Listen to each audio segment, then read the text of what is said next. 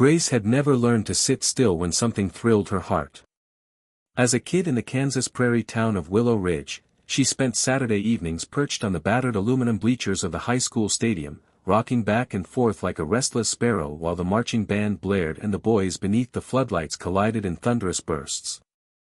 She memorized play calls the way other 10-year-olds memorized pop song lyrics. She drew XNO diagrams on the back of church bulletins and tried to persuade her older brother Eli to run post routes past the clothesline. When her mother asked what she wanted for Christmas, Grace said shoulder pads. The town loved her enthusiasm, until she turned 18 and announced, without a hint of irony, that she wanted to suit up for real. Willow Ridge had traditions: Friday night nachos, tractor parades, and strictly separate locker rooms. Football, folks said, just wasn't for a simple girl who still waits tables at Marty's Diner. Grace swallowed their polite smirks and kept bringing out the coffee refills, but every clang of the cash register sounded like a kickoff whistle in her ears. Years rolled on. The high school lights dimmed for her, Eli enlisted in the Navy, and Grace's days settled into a repetitive soundtrack of fryer sizzles, customer chatter, and the local sports radio droning from a greasy speaker above the grill. One April afternoon, that speaker crackled with news that the neighboring county's semi-pro team, the Ridgeville Bucks, was opening tryouts. They were short on bodies, the announcer said, and anyone with grit was welcome. Grace nearly dropped a plate of pecan pie. She wiped her hands, grabbed the pen tucked behind her ear, and scribbled the address on a napkin. That evening, when the diner closed, she walked the 3 blocks home beneath streetlights flickering with early spring moths. In the tiny apartment over the hardware store, she pulled an old track jersey from a cardboard box, fluttering dust into the air like confetti. She slipped the faded red fabric over her head, faced the cracked mirror, and imagined the roar of a stadium greeting her. The reflection showed a lean 5'6" woman with calloused hands and a determination that tightened her jaw, but behind her, doubts whispered. She was 27. She'd never worn a helmet, never practiced a three-point stance. The Bucks roster page, which she'd studied between serving burgers, listed linebackers who bench-pressed Buicks and a quarterback who stood 6'3". The first tryout morning dawned gray and gusty. Grace borrowed Eli's old cleats, 2 sizes too big and still crusted with Navy-issue mud, and drove her aging Corolla to Ridgeville High, where the Bucks rented the field. She parked beside pickup trucks plastered with beer brand decals and stepped onto the turf carrying nothing but a plain water bottle. The men warming up exchanged looks that needed no words. One of them, a broad-shouldered lineman named Curtis, nudged his buddy and chuckled loud enough for Grace to hear. Coach Hank, a barrel-chested veteran with a stopwatch dangling from his neck, blew a shrill whistle to start registration. Grace lined up like everyone else. When she handed him the medical release form she'd printed from the diner's computer, Hank raised an eyebrow. "You here for equipment manager duty, miss?" he asked. "I'm here to try out," she replied, forcing her voice steady. Snickers rippled down the line. Someone muttered, "Flag leagues on Tuesdays." Hank hesitated, then shrugged. "Suit yourself." He pointed to the far end zone where the 40-yard dash timings were already underway. The first drill felt like stepping into a jeering amphitheater. Tyler, the Bucks' self-assured quarterback, jogged past and winked at her, as if the outcome were pre-decided. Players exploded off the line, cleats tearing turf, while Hank shouted times. 4.88 seconds. 5.02, 4.71. Grace bounced on the balls of her feet, heartbeat hammering. When her turn came, she dug Eli's oversized cleats into the white paint, inhaled the damp wind, and launched forward. Her stride, honed by years of running deliveries down cafe aisles and sprinting after missed buses, unraveled in smooth, desperate power. She crossed the line. Hank's brow furrowed at the stopwatch. 4.49, the lineman went silent, Tyler's grin faltered. Grace pretended not to notice, but inside, lightning cracked open the sky. Yet the road ahead stretched brutal and uncertain. The Bucks still had tackling drills, playbook quizzes, and a narrow tolerance for anything that upset tradition. As practice broke for lunch, Grace sat alone on a metal bench, rubbing her aching feet and listening to the guys debate barbecue joints as though she were an inconvenient ghost.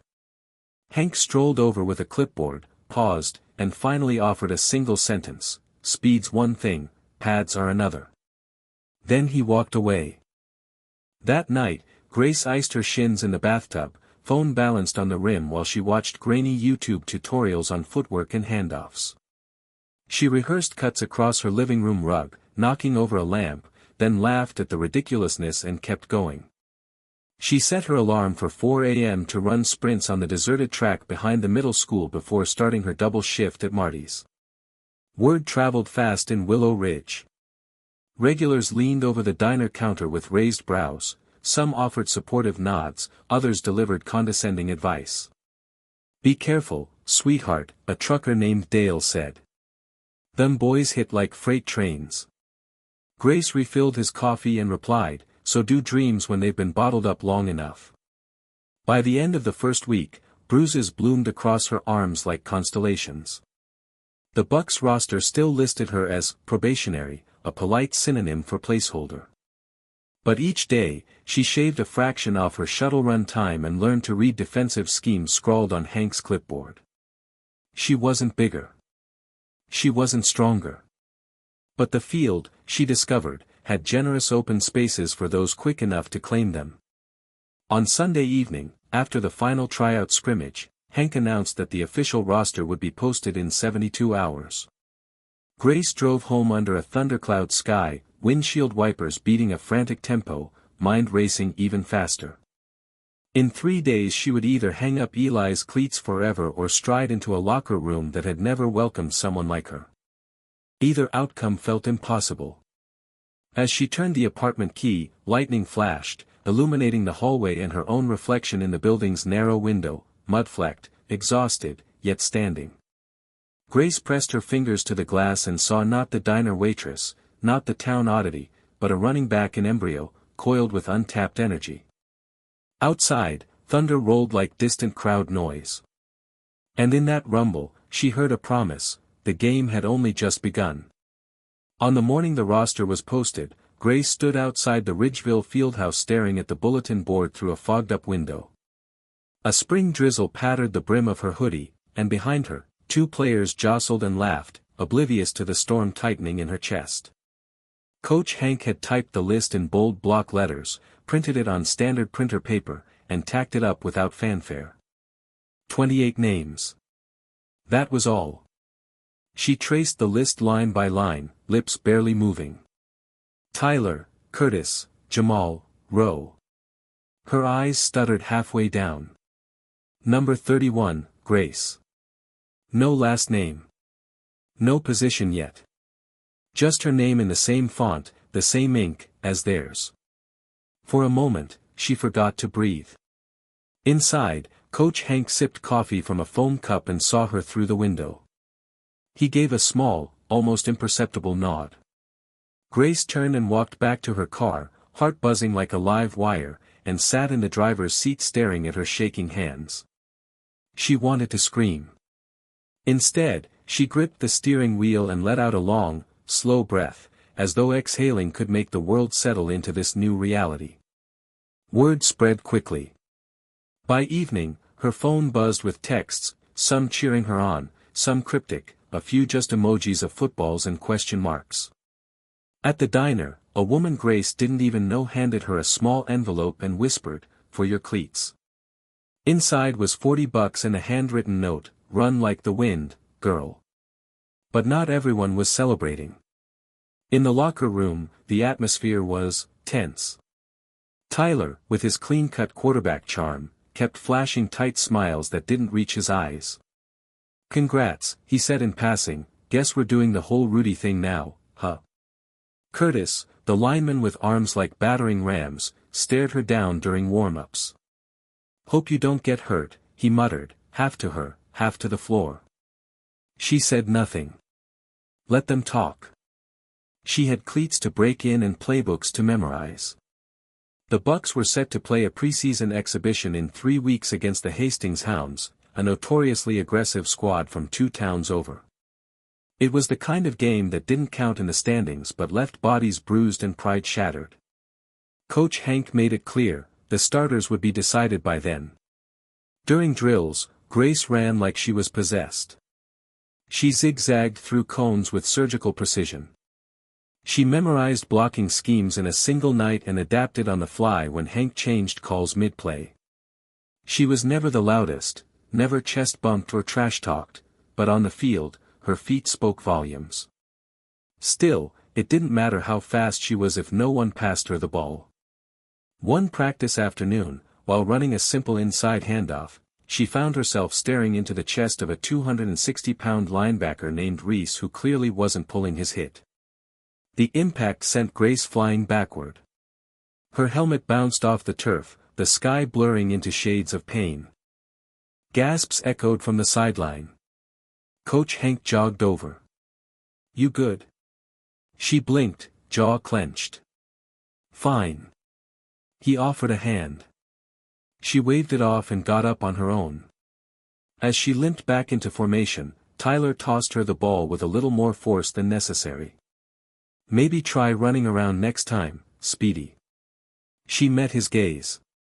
"Maybe try blocking." The tension cracked like brittle ice. Later that week, Hank pulled her aside after practice. They stood under the bleachers as the sun dipped low behind the field. "You've got guts," he said. "Speed like I haven't seen in a decade. But guts won't protect you from a blindside." "I'm not asking for protection," she said. "Just a shot." He nodded slowly, then handed her a small black duffel with a Bucks logo stitched on the side. "Game jerseys in there. You made the travel roster." Her hands tightened around the straps. "Starter?" He hesitated. "Not yet. But you'll get your snaps." Grace didn't sleep that night. She lay in bed staring at the ceiling, the jersey draped across her chest like armor. In her dreams, the roar of the crowd turned to static, the lights went out mid-play, and she ran alone through darkness, the ball clutched tightly, shadows chasing her. Game day arrived under a clear sky, the kind that made the bleachers shine too bright and the turf feel like a stovetop. The Hastings Stadium was twice the size of Ridgeville's, and their fans were loud, drunk, and vicious. Grace caught one of them holding a sign, "Flag football's that way, sweetie." Coach Hank called her over during the second quarter. "Slot route. Fake the in, then go deep. You'll be the decoy." She nodded. That was the most she'd been given all game. As she lined up across from a cornerback who looked like he could snap her in half, she heard one of the hounds yell, "They really brought their water girl." The whistle blew. Grace burst off the line, feigned an inside cut, then spun wide and sprinted downfield. She didn't expect the ball. She wasn't meant to get it. But halfway through the route, something shifted. Tyler, under pressure, rolled to his right. He looked up. Saw her streaking down the sideline. And for the first time all season, he threw it. The ball spiraled through the air, hanging like a question mark. The cornerback turned, too late. Grace reached out, heart in her throat, and the ball thudded into her hands like destiny. She didn't stop. She tore down the field, legs churning, cleats digging like claws. The hounds chased, but she was already gone. She crossed into the end zone untouched. The stadium went dead silent for a beat. Then the visiting sideline erupted. Someone screamed her name. Grace looked back to see Coach Hank with both fists raised. She spiked the ball. Not out of arrogance, but out of disbelief. Out of years of silent struggle finally finding a voice. On the sideline, Curtis stared at her, jaw slack. Tyler trotted over and bumped her shoulder lightly. "Guess I was wrong," he muttered. "No," she said, grinning. "You were just late to the game." After that touchdown, Grace wasn't just a novelty anymore, she was a threat. Her name started appearing in local papers, usually in the margins but growing bolder each week. Grace breaks through again with a 32-yard run, the Bucks' surprise weapon, the girl who won't back down. But not all attention was good attention. By the third preseason game, some of her own teammates had started to sour. Not overt hostility, just little things. Late hits during practice. Misheard snap counts. Blocking assignments that mysteriously got missed when Grace was on the field.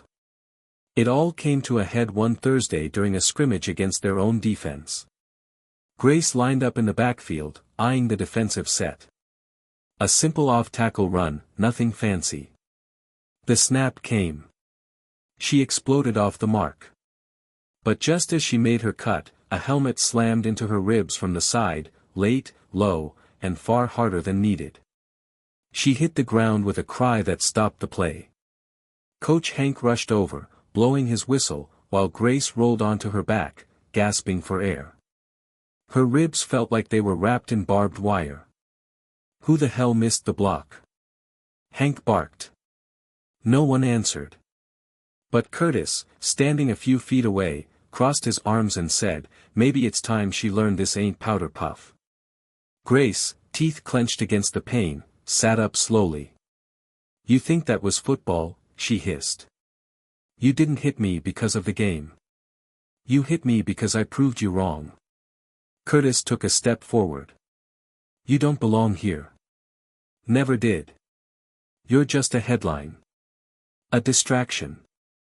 You don't earn a spot just because people clap louder when a girl runs fast." "Then stop making it about that," Grace said, standing now, wincing but tall. "Stop making it about me being a girl. Make it about who shows up. Who runs. Who doesn't quit when half the team wants them gone." Tyler stepped between them. "That's enough." Everyone froze. Tyler hadn't said much since her touchdown weeks ago. He'd kept quiet, watching. But now his voice carried weight. "We're either a team or we're just a bunch of guys protecting their egos. And right now, she's doing more to earn that jersey than half of you." Coach Hank didn't say a word. He let the silence hang, then blew the whistle again. "Run it again," he said. Same play. Grace took her spot. Ribs aching, breath shallow, but fire burning. The ball snapped. This time, the block came. And she broke through the gap like it had been waiting just for her. That night, the pain in her ribs deepened. By morning, she was in urgent care, X-rays confirming 2 cracked bones. The doctor laid it out gently. "You need 6 weeks off. Minimum. No contact. Maybe longer." Grace didn't cry in the exam room. She nodded, thanked him, and walked out with a prescription for pain meds and a folded sheet of aftercare instructions. She drove home in silence, parked in the alley behind the apartment, and sat for over an hour staring at the steering wheel. She'd worked so hard. Proved so much. And just when the tide began to shift, this. That weekend, the Bucks played without her. They lost. Sloppy plays. Misreads. No spark. Coach Hank called the next day. "You want to sit in the box and call plays?" "I want to play," she said hoarsely. "I know. But this team needs you sharp, even if it's from the sidelines." She hesitated. Then agreed. So Grace became a different kind of presence. Headset on, scanning the field, calling out blitzes, helping rookies read coverages. She became the eyes, the mind behind motion. Slowly, even the skeptics began to listen. One night, after a particularly rough loss, Tyler knocked on her apartment door. He stood there in street clothes, hands in his pockets, unsure. "You know," he said, "I used to think you were a stunt. A story people told because it made the world feel fair." Grace leaned against the doorframe, still wrapped in an ice pack. "And now? Now I think you're the only one who never doubted this was real." She nodded once. "That's because it always was." He handed her a small spiral notebook. Inside were hand-drawn plays. Ones she hadn't seen before. "I want you on the field for the final game," he said. "We're making a new formation. And you're at the center of it." Grace stared at the page. At her number circled in ink. "But I'm not cleared." "You will be. In 2 weeks. That's the championship." She blinked. "And what if the league doesn't like it? Let them try to stop us." Those 2 weeks crawled like time itself was testing her patience. But she trained, non-contact drills, strategy sessions, film breakdowns. Her ribs healed. Her focus sharpened. And then, like a clock finally striking, game day came. It was bitterly cold, wind cutting across the field like knives. The stadium was packed, more than any Bucks game before. Word had spread. People wanted to see if the girl with the cracked ribs and steel resolve would actually step back on the field. Fourth quarter. Tie game. The Bucks had driven to the opponent's 27-yard line.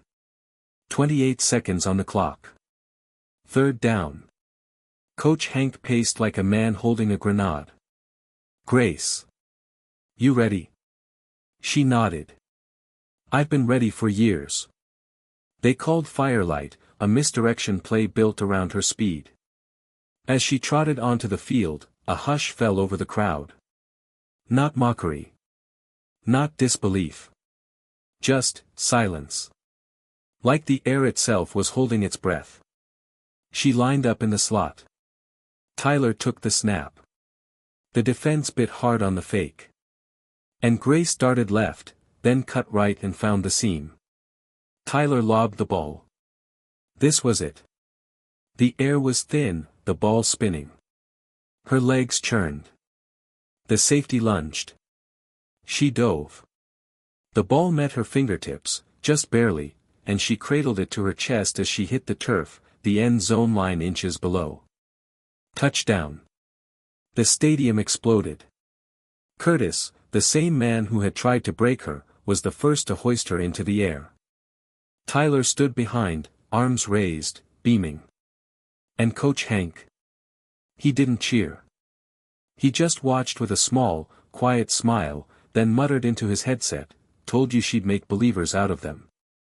Grace stood at midfield as the crowd poured down from the bleachers.